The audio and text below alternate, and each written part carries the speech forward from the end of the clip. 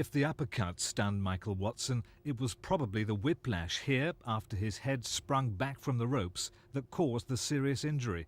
Training and determination forced him back onto his feet, but it was clear at the start of the last round, when Watson failed to carry out the usual touching of gloves, that he was in trouble. Today, with a growing call to ban boxing, Sports Minister Robert Atkins has called on the British Control Board for a full account of what happened. But Dr. Adrian Whiteson, boxing's chief medical officer, says with its stringent medical checks, it is reasonably safe already.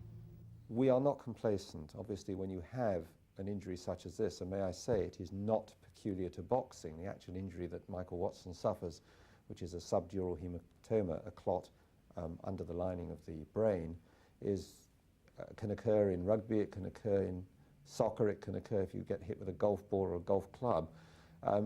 But we always look at every injury and we inquire as to why it happened and try and improve the whole situation. So we'll be looking, and if there is anything we can improve, we'll certainly improve it.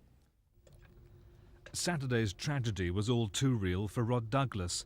2 years ago, the 26-year-old from Bow also underwent brain surgery to remove a blood clot after losing his British middleweight challenge to Harold Graham at Wembley.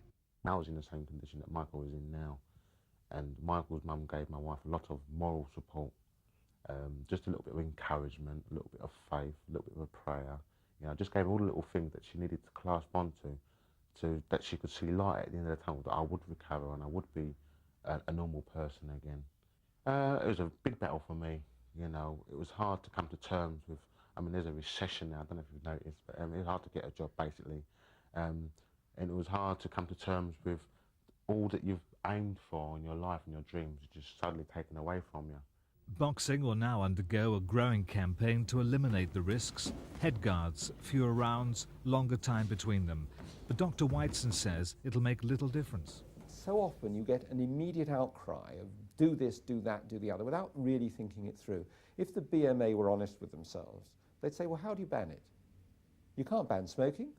You can't ban, unfortunately, drug taking. Well, certainly drug taking is illegal. If you've got two, I was going to say consenting males, it sounds rather strange, but if you've got two boxers who know the risks and the sport is as safe as we can make it, and we'll continue to make it safer if we can without eliminating it, then there's no problem.